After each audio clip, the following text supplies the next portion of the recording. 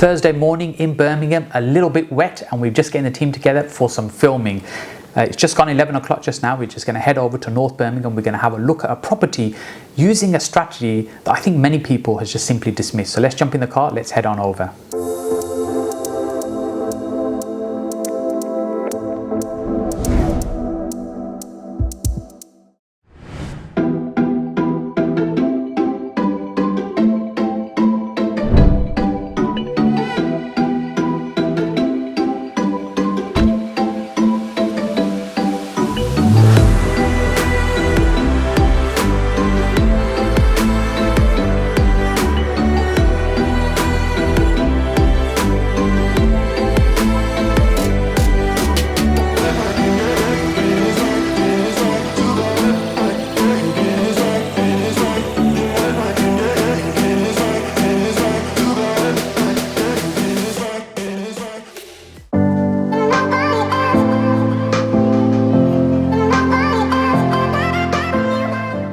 Hey Gerdie, hello, so good to see you. Yeah, you too. Excellent. Yeah. Lovely house you've got here. Yeah, coming in. Yeah, fantastic. Have a look around.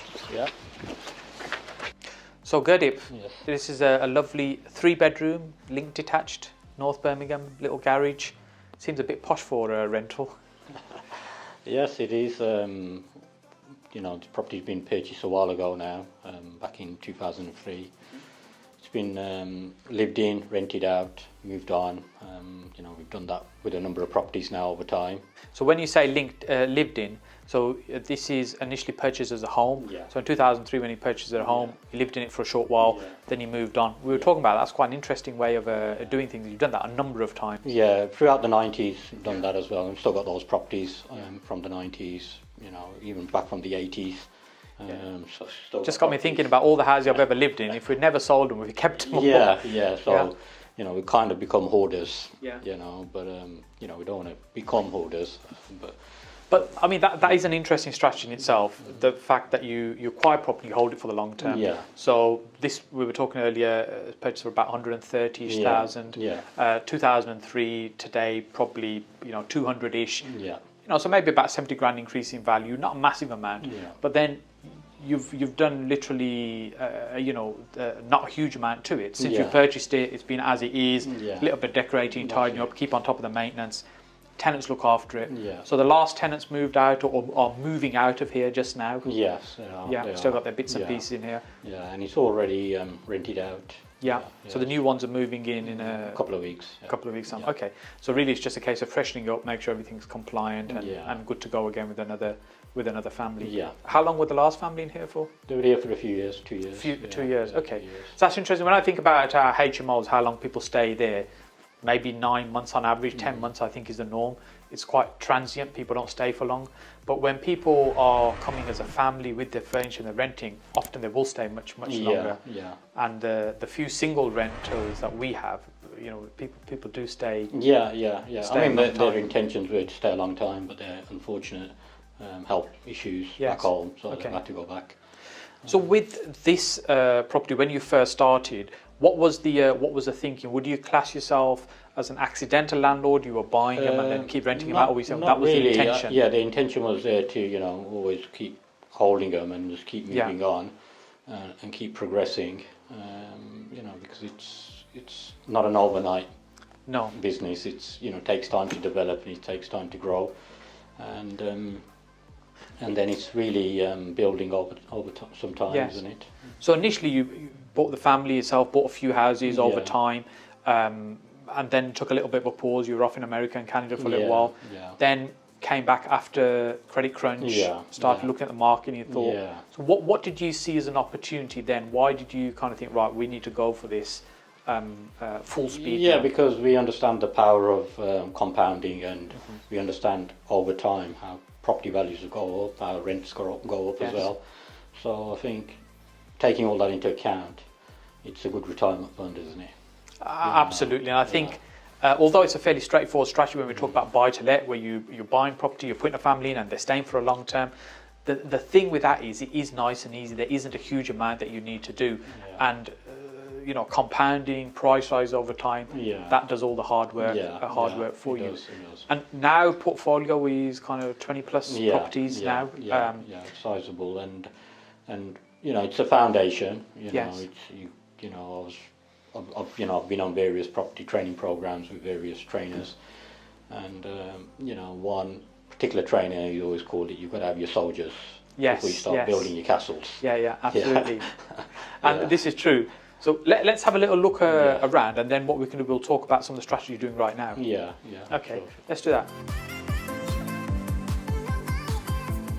Good. If this isn't a huge house, I mean, we've got the lounge there, we've got dining space here, a kitchen here to the side. So how would you look at something like this and work out whether it's a good investment or not? Yeah. Whenever we've looking at buying property, we look at the area, don't we? And there's good school here. Yeah. Train station nearby. Public transport, public shops, amenities, all local within. There's a village. Just 5-10 minute walk from here. So the local amenities are key. That's what's going to encourage a family to stay here and then stay here for the longer term. Yeah, that's right. Okay. So and then these type of properties then always have that demand. Yes. Whenever it does become vacant, there's always, like now, rent it straight away. So there's plenty of good demand. And from the numbers point of view, how do you know whether this is a good deal for you? So how would you look at something like this and say, okay, this is one that we're interested in keeping? I know you've had this particular one for a time. Just this particular strategy. Yeah, well, because with buy-to-let you're getting 75% loan to value, so you can use the leverage well, can't you? Yes. So just putting your own 25% in, and you can still get a better return on having the money in the bank. Yes. So it's a vanilla investment. Yeah. You're finding something that's going to be a good long-term rental. You've got 25% deposit in, making a little bit of rental profit on that, but over time is where the real value is. Yeah. So I guess just where we are right now, there's a huge amount of development work going on nearby for the Commonwealth Games. Yeah. Substantial investment happening there. So that's also going to drive up values and prices over time as well. And these things, when you bought this, when you did, that wasn't something you knew was going to happen. But when you're buying in areas that you can see there's some improvement happening, there's definitely that extra little bonus that you're going to get in terms of capital growth. It is. And you might end up paying a little bit more for property in better locations, but over the long run, it pays. That's a really good point you make there, because often people look for the cheapest property. Where can I find the cheapest property? But if you're buying something which is a little bit nice, and I talk about people aspire to live there rather than aspire to get out of there, then it's always going to be a solid long-term investment from that point of view. Yeah, that's it. And so we've been working together for about just over a year now, and when we started first speaking, so when I said working together, joined the Inner Circle, the mentoring program, and already an experienced guy, you've got property, and really it was a case of looking at what is it you're doing and how can you grow that further, faster, shortcut mistakes. There is. I mean, even just with buy-to-let properties, you can make mistakes, a lot of mistakes, and then there's a lot of legal regulation, red tape coming around landlords now. So understanding all of that is key, and identifying the right properties as well is always going to be key for the future anyway. Yes. And learning from the group is because it's not just about me supporting you, it's a like-minded group of people all on a similar journey. They're all doing different strategies, not necessarily doing the same, but there's so much learning from each other in the group. Everyone has different experience and different backgrounds, and you can learn from that, can't you? One of the things that I really like about the way you do business, very ethical approach, and so I say that because one of the things we looked at earlier on was look at the portfolio, what's already there. What could you do to maximise what we could create income-wise from what's there? And the thing that we talked about was actually, okay, that's fine. We could potentially turn this one into a HMO. That one can be developed further. We can increase rental income. But right now, there's a nice family living there. We don't want to move them out. It's a case of whenever they move on, then we'll look at that. That's right. We don't want to be push people out. Yes. We wouldn't want to be pushed out where we live. So absolutely. I don't think we treat people how we'd want to be treated. Yeah, and I love that approach, because yes, you can make so much money in property. You don't have to trample over anybody to make that happen. If you do good comes to you as well. Yes. That's it. So Gertie, one of the things we've talked about a number of times, which I guess is a little bit similar for us both, is involving the family in what we're doing and trying to get them to understand the power of property investing, and also for something to be generational and live beyond us really. And with that, you've also been looking at projects that are involve family and friends as well. So tell us a little bit about those sort of projects that you're looking at the moment. Yeah, well, there's a project with the post office conversion to apartments, and that's with planning architects and planning consultants at the moment. And then there's another project which is a retail to develop that further with residential apartments as well. So this is what you're doing essentially is using the friends and family network. People have already got property that's not residential right now, that might have some scope to be able to develop it, extend it further, using some of the new prior approval methods, or whether it's full planning, and adding value to their property and doing some kind of profit share with them. And I know your intention long term is you want to keep property, but also obviously as much as we'd love to, we still need to sell some as well to kind of bring the cash flow back in. So what type of buildings is it that you're interested in looking at right now? So someone's watching right now within, you know, they might have something in West Midlands. What kind of things should they reach out to you for? Yeah, well, in commercial properties, retail, good space, light industrial use. Yes. Type of properties as well within built-up areas, within residential areas. Because it's about taking that and how you can turn that into residential, add some value in that way. Yeah. Excellent. Yeah. And with these vanilla buy-to-lets as a strategy, what do you see as the future of the next 2-3 years? Because so many people are moving away from kind of vanilla buy-to-lets. Yeah, I mean, there's always going to be a demand, I think, because what's happening right now, there's a shortage on most things, and prices are going up. So, houses have never been developed to the levels that they need to be developed. So, more property, more houses are going to be needed, and more homes are needed, aren't they? And landlords have to just become more professional, don't they? In their approach, in their approach. Yeah. And I think it's unfortunate that we still see so many landlords today that really don't even understand the basics of being a landlord, and yet they've got numerous properties.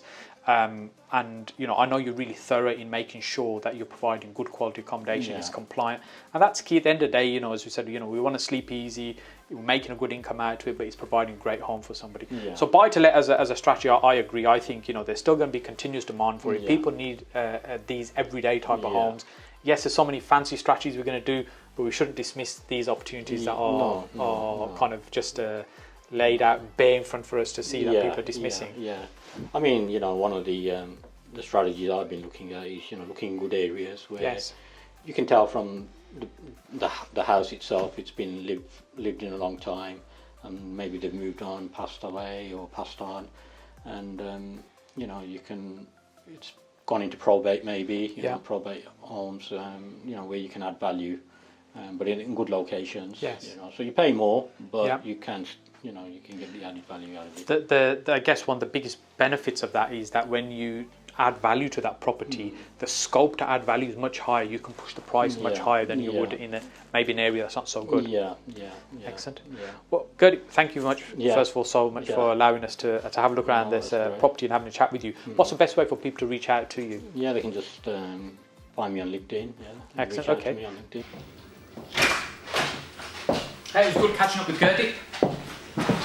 A very interesting strategy that he has, a regular model of just buying property and hold it for the long term.